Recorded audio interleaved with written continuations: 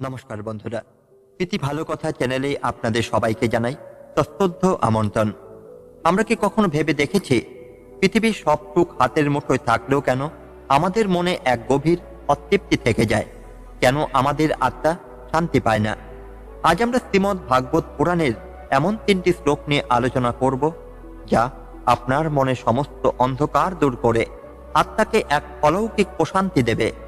আজ আমরা জানব কৃষ্ণ এই ধরাধাম ত্যাগ করার পর ধর্ম কোথায় আশ্রয় নিল এবং আমাদের আত্মা কেন আজও তৃষ্ণার্ত। চলুন আজকের এই দিব্য যাত্রায় আমরা খুঁজে নেই পরম শান্তির সেই গোপন চাবিকাঠি।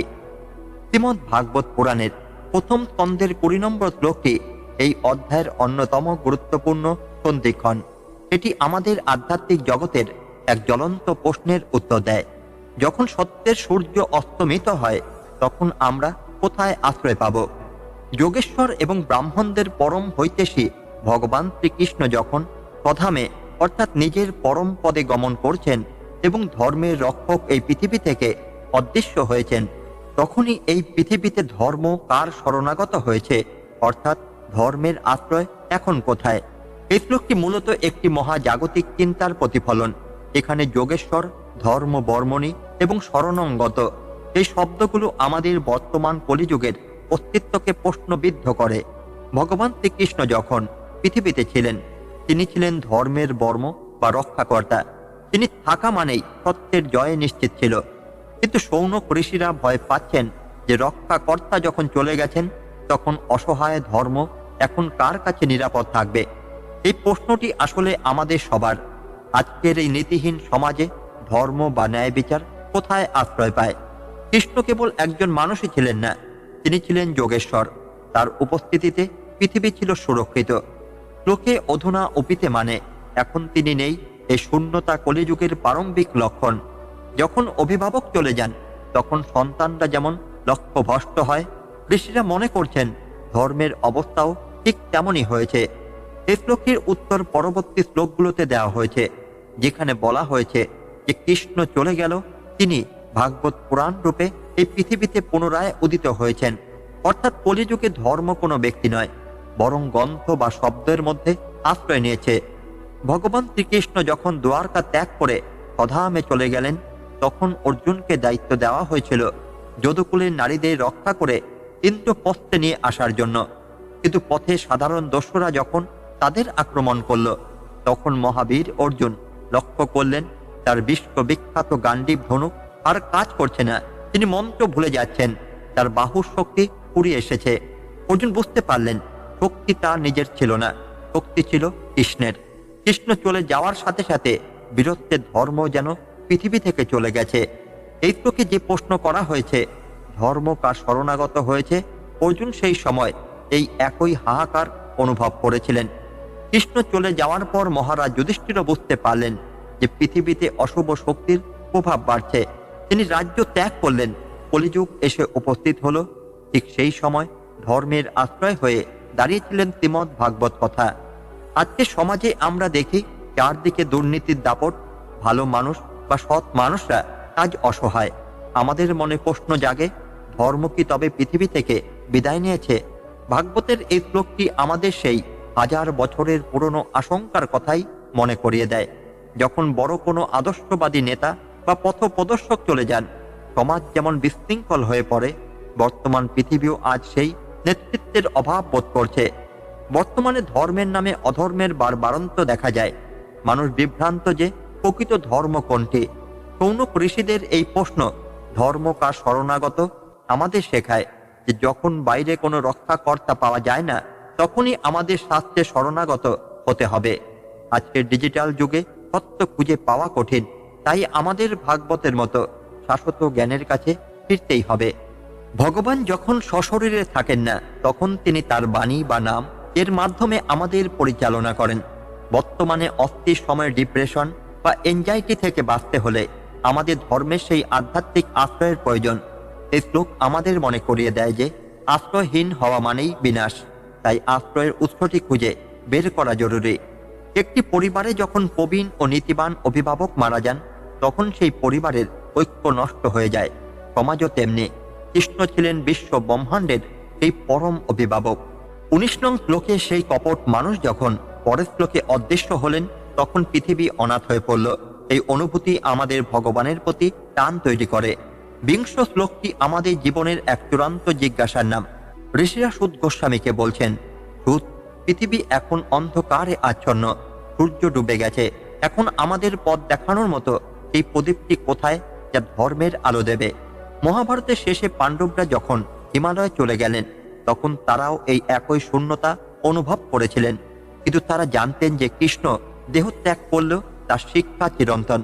এই শ্লোক আমাদের জীবনকে এক গভীর অনুসন্ধানে উদ্বুদ্ধ করে। আমরা কি কেবল জাগতিক আশ্রয়ে খুশি, নাকি আমরা সেই আশ্রয়ের খোঁজ করব যা কাল বা মৃত্যুর ঊর্ধ্বে? এই শ্লোকের মাধ্যমেই শ্রীমদ্ ভাগবত পুরাণ নিজের মহিমা প্রকাশ করে, জানিয়ে দেয় যে কলিযুগ কৃষ্ণ নেই ঠিকই, কিন্তু তিনি ভাগবত হয়ে আমাদের হৃদয়ে আজও বিরাজমান। আসুন আমরাও সেই পরম আশ্রয়ের সন্ধানে ভাগবতের এই অমৃত যাত্রায় ব্রতী হই। মহাভারতের যুদ্ধের 36 বছর পর একদিন দ্বারকার আকাশে অশুভ সংকেত দেখা দিল। ভগবান শ্রীকৃষ্ণ বুঝতে পারলেন তার মত্ত লীলা শেষ হয়েছে। তিনি যখন প্রভাস তীর্থে দেহ রক্ষা করে নিজের পরম ধামে সাংকাষ্টাম ফিরে গেলেন, তখন পৃথিবীর আকাশ থেকে যেন সব আলো নিভে গেল। পাণ্ডবরা যখন এই সংবাদ পেলেন, যুধিষ্ঠির লক্ষ্য করলেন যে প্রকৃতির ছন্দ বদলে গেছে। গাভীরা দুধ দিচ্ছে না, ঋতুচক্র ওলট পালট হয়ে গেছে এবং মানুষের মনে অকারণে হিংসে বাড়ছে। যুধিষ্ঠির ডুকরে কেঁদে উঠে বললেন যে ধর্মের বর্ণ আমাদের রক্ষা করত, সেই বর্ম আজ খসে পড়ছে। কৃষ্ণ ছাড়া এই পৃথিবী এখন কার আশ্রয় থাকবে? কৃষ্ণ চলে যাওয়ার কয়েক ঘন্টার মধ্যেই পৃথিবী কলিযুগের করাল গ্রাসে পতিত হল। অর্জুন যখন দ্বারকা থেকে যদু বংশের নারীদের নিয়ে ফিরছিলেন, তখনই তিনি এক অদ্ভুত ঘটনার সম্মুখীন হলেন। যে অর্জুন একাই কুরুক্ষেত্রের 18 অক্ষহীনী সেনা ধ্বংস করেছিলেন, তিনি দেখলেন সামান্য কয়েকজন দস্যুর হাত থেকে নারীদের রক্ষা করতে পারছেন না। তার প্রিয় গান্ডীব ধনু আজ অকেজ, তিনি মন্ত্র ভুলে গেছেন। অর্জুন বুঝতে পারলেন 20 নম্বর শ্লোকে সেই কঠিন সত্য যে শক্তির উৎস স্বয়ং কৃষ্ণ। তিনি চলে যাওয়ার সাথে সাথে অর্জুনের বীরত্ব রূপী ধর্ম যেন আশ্রয়হীন হয়ে পড়ছে। তিনি হাহাকার করে বললেন, হে সখা, তুমি তো গেলে, কিন্তু ধর্মকে কার কাছে রেখে গেলে? ধর্ম কং শরণঙ্গত। কিছুদিন পর মহারাজ পরীক্ষিত যখন দিগ্বিজয়ে বেরোলেন, তিনি সরস্বতী নদীর তীরে এক অদ্ভুত ও হৃদয় বিদারক দৃশ্য দেখলেন। তিনি দেখলেন একটি সাদা রঙের ষাঁড়, যা ছিল ধর্মের প্রতীক, কেবল একটি পায়ের উপর ভর দিয়ে দাঁড়িয়ে আছে এবং যন্ত্রণায় কাঁদছে। তার বাকি 3 পা তপস্যা, শৌচ ও দয়া কলিযুগ ভেঙে ফেলেছে। তার পাশে একটি গাভী, পৃথিবীর প্রতীক, অশ্রু সজল চোখে দাঁড়িয়ে আছে। ধর্মরূপী সেই ষাঁড়টি পরীক্ষিতকে উদ্দেশ্য করে ঠিক 20 নম্বর শ্লোকের আকুতি ব্যক্ত করল। সে বলল, রাজন, যখন কৃষ্ণ ছিলেন তখন অধর্ম আমাকে স্পর্শ করতে পারেনি, কিন্তু এখন তিনি সধামে। আমি এখন কার আশ্রয়ে বাঁচব? এই পাপিষ্ঠ কলিযুগ তো আমাকে সম্পূর্ণ গ্রাস করতে চায়। ঠিক এই চরম সংকটে যখন মনে হচ্ছিল ধর্ম চিরতরে হারিয়ে যাবে, তখন আকাশবাণীর মতো মহর্ষিদের কণ্ঠে উত্তর এলো। বলা হলো, কৃষ্ণ চলে গেল, তিনি হারিয়ে যাননি। কলিযুগের অন্ধকারে পথ দেখানোর জন্য তিনি শ্রীমদ্ ভাগবত পুরাণ রূপী সূর্য হয়ে পুনরায় উদিত হয়েছেন। কৃষ্ণ সশরীরে নেই ঠিকই, কিন্তু তার বাণী ও চরিত্র এখন এই গ্রন্থের পাতায় আশ্রয় নিয়েছে। যারা এই গ্রন্থ পাঠ করবে বা শুনবে, ধর্ম তাদের হৃদয়ে সুরক্ষিত থাকবে। বন্ধুরা, 20 নম্বর শ্লোক আমাদের জীবনের এক বিশাল শূন্যতাকে তুলে ধরে। আমরা অনেক সময় ভাবি, ওই ভগবানকে তো চোখে দেখছি না, তবে ধর্ম কোথায়? চারদিকে তো কেবল অধর্মে জয় জয়কার। কিন্তু পরীক্ষিতের এই কাহিনী আমাদের শেখায় যে যখন পৃথিবী অনাথ মনে হয়, যখন ন্যায় বিচার পাওয়া অসম্ভব মনে হয়, তখন ধর্ম কোনো মানুষের কাছে নয়, বরং ভগবানের পবিত্র বাণীর কাছে আশ্রয় নেয়। আজকের এই কলিযুগে আপনি যদি নিজেকে সুরক্ষিত রাখতে চান, তবে আপনাকেও ভাগবতে শরণাগত হতে হবে। কারণ কৃষ্ণ নেই মানে এই নয় যে তিনি আমাদের ছেড়ে গেছেন। তিনি তার শব্দ অবতার রূপে আজও আমাদের পাশে আছেন। ব্রাহ্মণ ঋষিদের এই প্রকার পরম কল্যাণকর প্রশ্নসমূহ শ্রবণ করে রোমহর্ষণ পুত্র সুত গোস্বামী অত্যন্ত আনন্দিত হলেন। তিনি ঋষিদের সেই সুন্দর বাক্যগুলিকে সাদরে অভিনন্দন জানালেন এবং তাদের প্রশ্নের উত্তর দিতে আরম্ভ করলেন। এই শ্লোকটি কেবল একটি সূচনামূলক শ্লোকই নয়, এটি একজন আদর্শ বক্তা এবং একজন আদর্শ শ্রোতার মধ্যে যে দিব্য সম্পর্ক থাকা উচিত তার প্রতিফলন। সাধারণত কেউ অনেক প্রশ্ন করলে আমরা বিরক্ত হই, কিন্তু আধ্যাত্মিক জগতে বিষয়টি উল্টো। সুদ গোস্বামী আনন্দিত হলেন কারণ ঋষিরা নিজের স্বার্থে কোনো প্রশ্ন করেননি। তারা প্রশ্ন করেছেন জগতের মঙ্গলের জন্য এবং ভগবানের তত্ত্ব জানার জন্য। একজন প্রকৃত গুরু বা বক্তা তখনই আনন্দিত হন যখন তিনি দেখেন শ্রোতা অত্যন্ত ব্যাকুল হয়ে সত্যকে জানতে চাইছে। সুদ গোস্বামীকে এখানে তার পিতার নামে সম্বোধন করা হয়েছে। তার পিতা ছিলেন রোমহর্ষণ সুদ, যিনি পুরাণ পাঠের সময় শ্রোতাদের রোমাঞ্চ সৃষ্টি করতেন। সুদ গোস্বামী সেই একই গুণের অধিকারী।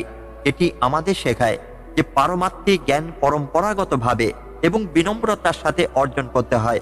সুদ গোস্বামী সরাসরি উত্তর দিতে শুরু করেননি।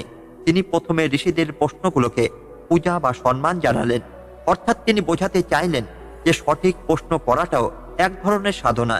আধ্যাত্মিক পথে প্রশ্ন করা মানে তর্ক করা নয়, বরং সত্যের কাছে পৌঁছানোর ব্যাকুলতা দেখানো। মহারাজ পরীক্ষিতের মৃত্যুর পর তার পুত্র জন্মেঞ্জয় সর্বসত্র যজ্ঞ শুরু করেছিলেন। সেই যজ্ঞের অবসরে ঋষি বৈশম্পায়ন যখন মহাভারত কথা বলতে শুরু করেন, তখন জন্মেঞ্জয় হাজার হাজার প্রশ্ন করেছিলেন। বৈশম্পায়ন ঋষি কিন্তু বিরক্তি হননি। তিনি জন্মেঞ্জয়ের সেই ব্যাকুলতা দেখে অত্যন্ত সংহৃষ্ট বা আনন্দিত হয়েছিলেন।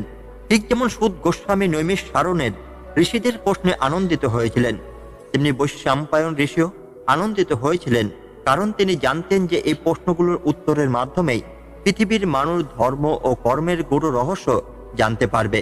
সুদ গোস্বামীর এই আনন্দই প্রমাণ করে যে ভগবান শ্রীকৃষ্ণের কথা আলোচনা করাটাই একজন ভক্তের কাছে পরম সুখ। আজকের এই কৌতূহলী এবং ডিজিটাল যুগে এই শ্লোকটি আমাদের শেখায় কিভাবে প্রশ্ন করতে হয় এবং কিভাবে জ্ঞান গ্রহণ করতে হয়। বর্তমান জেনারেশন সবকিছুকে সন্দেহ করে। সন্দেহ মানুষের পতন ঘটায়, কিন্তু জিজ্ঞাসা মানুষকে জ্ঞানের দিকে নিয়ে যায়। শৌনক ঋষিরা সন্দেহ করেননি, তারা জিজ্ঞাসা করেছিলেন। আমরা যখন কোনো শিক্ষকের কাছে বা গুগলে কিছু খুঁজি, আমাদের উদ্দেশ্য যদি কেবল ভুল ধরা হয় তবে আমরা কিছুই শিখব না। কিন্তু আমাদের উদ্দেশ্য যদি সুদ গোস্বামীর মতো সত্য জানা হয়, তবেই আমরা জ্ঞানের আলোক পাব। কর্পোরেট জগৎ বা শিক্ষা ব্যবস্থায় দেখা যায় অনেক সময় শিক্ষার্থীরা প্রশ্ন করতে ভয় পায়। এই শ্লোক আমাদের শেখায় যে একজন আদর্শ মেন্টর বা শিক্ষক সবসময় তার ছাত্রের গভীর প্রশ্নে আনন্দিত হন। আপনি যদি আপনার কর্মক্ষেত্রে বা জীবনে কোনো মেন্টরের কাছে যান, তবে শ্রদ্ধার সাথে প্রশ্ন করুন। দেখবেন আপনার ব্যাকুলতা দেখেই তিনি আপনাকে সব উজাড় করে দেবেন। আজকাল মানুষ ইন্টারনেটে প্রশ্ন করে কেবল আক্রমণ করার জন্য, কিন্তু সুদ গোস্বামীর এই আচরণ আমাদের শেখায় যে বাক্যের মাধুর্য এবং প্রশ্নের গভীরতা যদি সুন্দর হয়, তবেই তা জ্ঞান বিতরণের উপযুক্ত পরিবেশ তৈরি করে। আমরা যদি অন্যের মতামতকে প্রতিপূজ্য বা সম্মান দিয়ে কথা বলা শুরু করি, তবে বর্তমানের অনলাইন কলহ বা টক্সিসিটি অনেক কমে যাবে। মানুষ এখন কেবল তথ্য চায়, জ্ঞান নয়। তথ্য সংগ্রহ করলে মস্তিষ্ক ভারী হয়, কিন্তু জ্ঞান অর্জন করলে সুদ গোস্বামীর মতো মন সংহৃষ্ট বা আনন্দে ভরে ওঠে। এই শ্লোক আমাদের মনে করিয়ে দেয় যে ভগবানের কথা আলোচনা করাটা কোনো দায়বদ্ধতা নয়, এটা একটা উৎসব। এই শ্লোকটি হলো অন্ধকারের পরে আলোর উদয়। প্রথম অধ্যায়ে ঋষিরা কলিযুগের ভয়ঙ্কর অন্ধকার নিয়ে প্রশ্ন করেছিলেন। 20 নম্বর শ্লোকে তারা অনাথ হওয়ার হাহাকার করেছিলেন, আর এই শ্লোকে সুদ গোস্বামী এক দিব্য হাসির সাথে তাদের অভয় দিচ্ছেন। মহাভারতের অর্জুন যখন রথ থামিয়ে বিষাদগ্রস্ত হয়ে প্রশ্ন করেছিলেন, তখন কৃষ্ণ কিন্তু বিরক্তি দেখাননি। ভগবান অর্জুনকে ভৎসনা করেছিলেন ঠিকই, কিন্তু তার হৃদয় ছিল এক গভীর আনন্দ যে অর্জুন অবশেষে মোহ ত্যাগ করে সত্য জানতে চাইছে। এই শ্লোক আমাদের জীবনকে এক নতুন মোড় দেয়। আমাদের জীবনে যখন হাজার হাজার প্রশ্ন আর দুশ্চিন্তা আসে, তখনই আমাদের উচিত ভাগবতের চরণে বসা। সুদ গোস্বামীর এই অভিনন্দন আমাদের সবার জন্য, যারা এই কলিযুগের মাঝেও সত্যের পথ খুঁজছে। আসুন আমরাও সেই ঋষিদের মতো একাগ্র হই, কারণ এখন থেকে সুদ গোস্বামী কলিযুগের অন্ধকার নাশ করতে এক এক করে জ্ঞানের প্রদীপ জ্বালানো শুরু করবেন। বহুকাল আগে মহর্ষি গৌতমের আশ্রমে উতঙ্ক নামে এক শিষ্য ছিলেন। তিনি দীর্ঘকাল গুরু সেবা করছিলেন। গুরু যখন তাকে বিদায় দিচ্ছিলেন, তখনই উতঙ্ক একটি প্রশ্ন করলেন, প্রভু, আমি জীবনের প্রকৃত সত্য ও রক্ষা করার উপায় জানতে চাই। এই পৃথিবীর মায়া থেকে আমি কিভাবে মুক্ত হব? উতঙ্ক কেবল নিজের জন্য নয়, বরং জগতের কল্যাণের জন্য এই প্রশ্নটি করেছিলেন। তার প্রশ্নের গভীরতা ও বিনম্রতা দেখে মহর্ষি গৌতম অত্যন্ত সংশ্লিষ্ট বা আনন্দিত হলেন। তিনি বুঝলেন তার শিষ্য কেবল পুঁথিগত বিদ্যাই শেখেনি, সে সত্যকে উপলব্ধি করার যোগ্য হয়েছে। গুরুদক্ষিণা দিতে গিয়ে উতঙ্ক রাজা পোষ্কের রানীর কুণ্ডল নিয়ে ফিরছিলেন। পথে তক্ষক নাগ সেই কুণ্ডল চুরি করে পাতালে নিয়ে যায়। উতঙ্ক যখন পাতালে পৌঁছলেন, তিনি সেখানে এক অদ্ভুত দৃশ্য দেখলেন।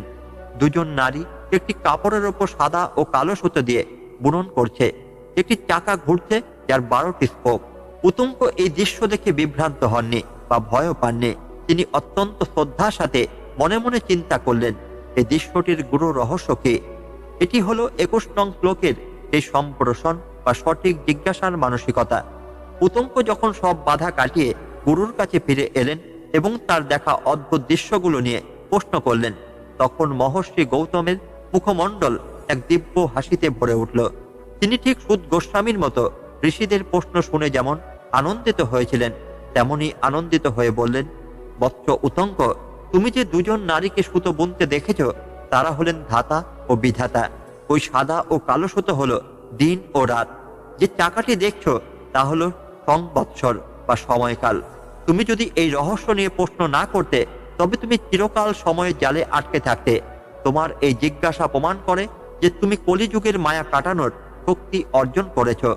মহর্ষি গৌতম উতঙ্কের প্রতিটি প্রশ্নকে সম্মান জানালেন এবং তাকে আশীর্বাদও করলেন।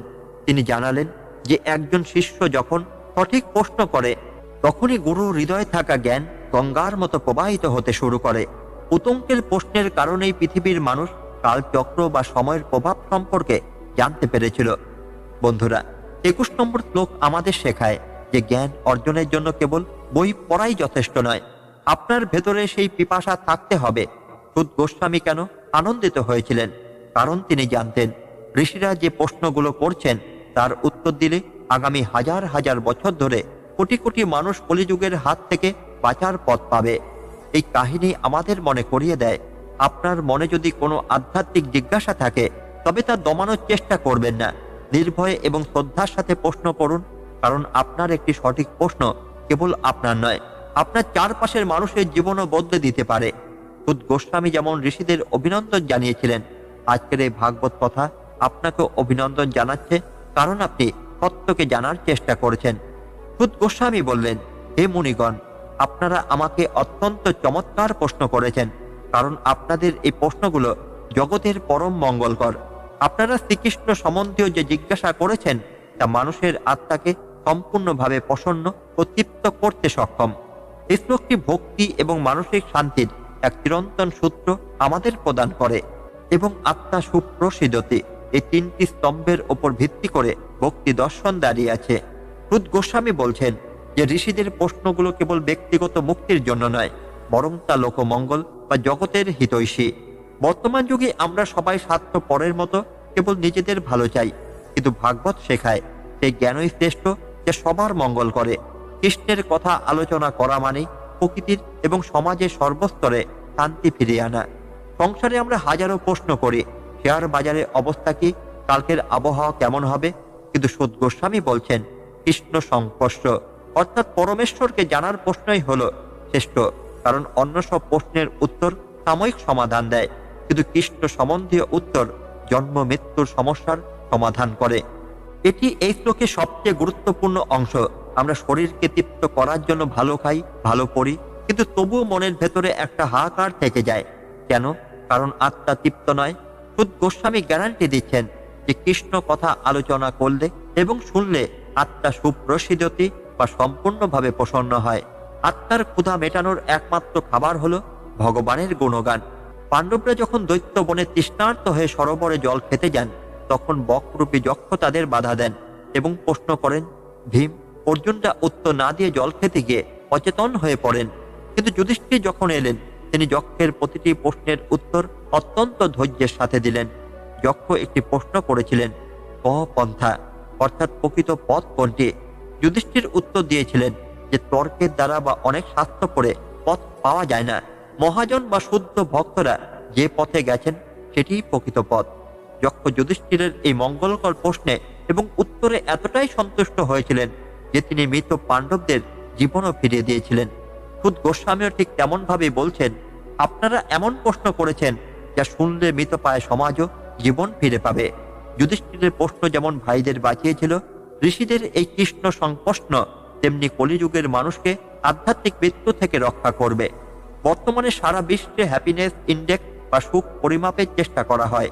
মানুষ দামি গাড়ি বাড়ি কিনেও সুখী হতে পারছে না। এর কারণ হলো আত্মা সুপ্রসিদ্ধতি হচ্ছে না। সুদ গোস্বামী বর্তমান জেনারেশনকে বলছেন, তোমরা বাইরে সুখ খুঁজছো, কিন্তু সুখ আছে পরমাত্মার সাথে যুক্ত হওয়ায়। একবার কৃষ্ণ কথায় মন দিয়ে দেখুন, দেখবেন কোটি টাকার সম্পদে যে শান্তি নেই তা এক মুহূর্তের নাম সংকীর্তনও পাওয়া যাচ্ছে। বিজ্ঞাপন আমাদের শেখায় যে নতুন আইফোন বা নতুন জামা কিনলে আমরা খুশি হব, কিন্তু কেনার দুদিন পরেই সেই খুশি চলে যায়। ভাগবত বলছে, কৃষ্ণ কথা হলো এমন এক বিষয় যা যত শুনবেন তত নতুন মনে হবে এবং তা আত্মাকে স্থায়ী শান্তি দেবে। এটি কোনো ইনস্ট্যান্ট প্লেজার নয়, এটি হলো ইন্টারনাল জয়।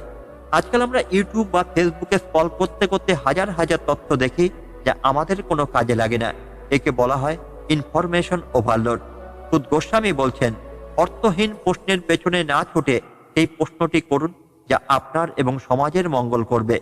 পজিটিভ কন্টেন্ট বা আধ্যাত্মিক কন্টেন্ট শুনলে মস্তিষ্কে ডোপামিন নয়, বরং আত্মার শান্তি জাগ্রত হয়। বর্তমানে পরিবারে অশান্তির মূলে রয়েছে একে অপরের প্রতি অভিযোগ। কিন্তু যদি পরিবারে বসে প্রতিদিন 5 মিনিট ভাগবত আলোচনা করা হয়, তবে পরিবারের সবার আত্মা প্রসন্ন হবে।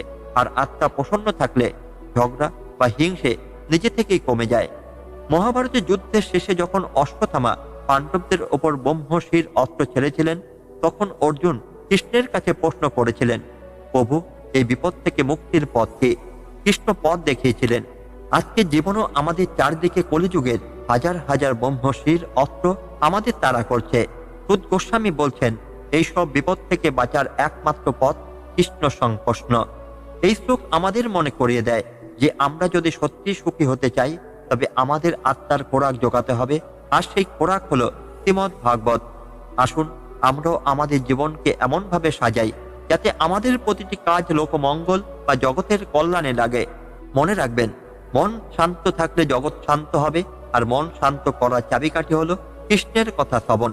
কুরুক্ষেত্রের যুদ্ধের আগে মহাত্মা বিদুর হস্তিনাপুরের রাজপ্রাসাদে থাকতেন। তার কাছে ধন সম্পদ সম্মান বা রাজকীয় সুখের কোনো অভাব ছিল না। তিনি ছিলেন অত্যন্ত ধার্মিক এবং ধৃতরাষ্ট্রের প্রধান উপদেষ্টা। কিন্তু এত কিছুর মাঝেও বিদুর শান্তি পাচ্ছিলেন না। প্রতিদিনের রাজনীতির কূটকৌশল, লোভ আর হিংসার পরিবেশ তার আত্মাকে ক্লান্ত করে তুলেছিল। তিনি অনুভব করেছিলেন যে জাগতিক কোনো উপদেশই তার মনে দহন কমাতে পারছে না। এটি হলো 22 নম্বর শ্লোকের সেই অবস্থা যেখানে আত্মা সুপ্রসিদ্ধি বা প্রসন্ন হওয়ার পথ খুঁজছে। বিদুর একসময় সব রাজকীয় বিলাসিতা ত্যাগ করে তীর্থ ভ্রমণে বেরিয়ে পড়লেন। তিনি বহু পণ্ডিতের কাছে গেলেন, কিন্তু সবার কথা শুনে তার বুদ্ধি কেবল ভারী হলো, হৃদয় শীতল হলো না। অবশেষে যমুনার তীরে তিনি পরম ভাগবত মহর্ষি মৈত্রের দেখা পেলেন। বিদুর অত্যন্ত বিনম্র হয়ে মৈত্রের ঋষির চরণে লুটিয়ে পড়লেন এবং ঠিক শৌনক ঋষিদের মতো প্রশ্ন করলেন। তিনি বললেন, প্রভু, আমি অনেক নীতি কথা শুনেছি, কিন্তু আমার এই আত্মা তৃপ্ত হচ্ছে না। আপনি আমাকে সেই কথা শোনান যা শুনলে জন্ম মৃত্যু জট খুলে যায় এবং মন শান্ত হয়। বিদুরের এই ব্যাকুলতা এবং কৃষ্ণ সম্বন্ধীয় প্রশ্ন শুনে মৈত্রেয় ঋষি ঠিক সুদ গোস্বামীর মতো অত্যন্ত আনন্দিত হলেন।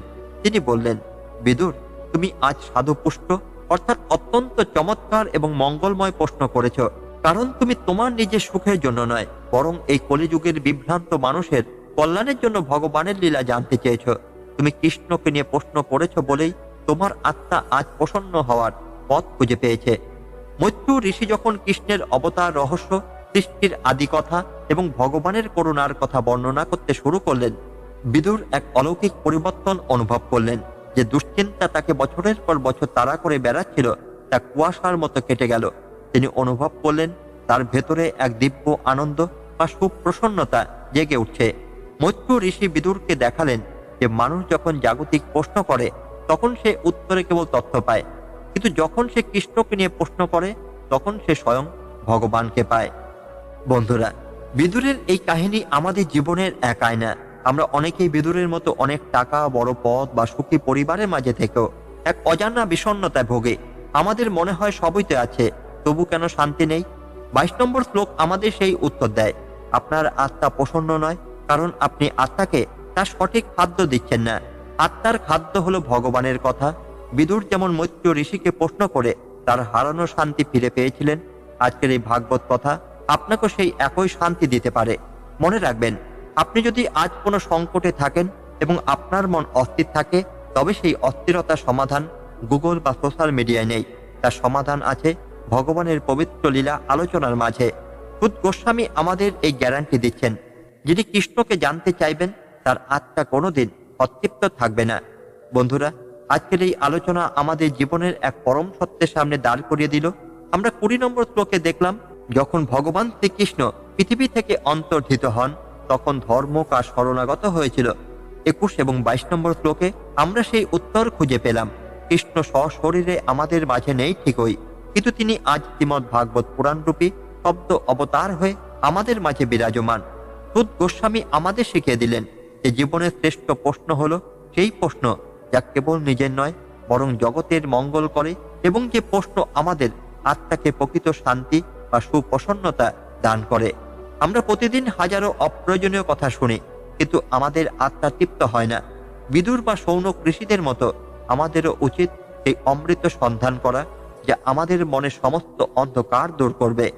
মনে রাখবেন, পৃথিবী যদি অন্ধকারেও ডুবে যায়, আপনার হৃদয়ে যদি ভাগবতের প্রদীপ জ্বলে, তবে কলিযুগের কোনো মায়া আপনাকে স্পষ্ট করতে পারবে না।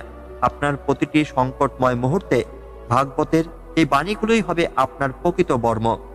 বন্ধুরা, আজকের এই পর্বটি যদি আপনার মনের অস্থিরতা সামান্যতম কমিয়ে থাকে, তবে কমেন্টে একবার মন থেকে লিখুন জয় শ্রীকৃষ্ণ। ভিডিওটি আপনার প্রিয়জনের সাথে শেয়ার করুন, কারণ কৃষ্ণ কথা ছড়িয়ে দেওয়া এক বিশাল পুণ্যের কাজ। আমাদের এই আধ্যাত্মিক পরিবারে যুক্ত থাকতে প্রীতি ভালো কথা চ্যানেলটি সাবস্ক্রাইব করতে ভুলবেন না। পরবর্তী পর্বে আমরা জানব 23 নম্বর শ্লোক থেকে আরো গুরু ও রহস্যময় তথ্য, যেখানে সুদ গোস্বামী বর্ণনা করবেন কিভাবে এই ভক্তি আমাদের সমস্ত পাপ থেকে মুক্তি দেয়। ততক্ষণ পর্যন্ত সবাই ভালো থাকুন, সুস্থ থাকুন এবং শ্রীকৃষ্ণের চরণে মতি স্থির রাখুন। কৃষ্ণায় বাসুদেবায় দেবকী নন্দয়াচ নন্দ গোপ কুমারায় গোবিন্দায় নম নম। পরমেশ্বর বাসুদেব দেবকী নন্দন গোপ কুমার শ্রী গোবিন্দকে আমরা বারবার প্রণাম জানাই। জয় শ্রীকৃষ্ণ। রাধে রাধে।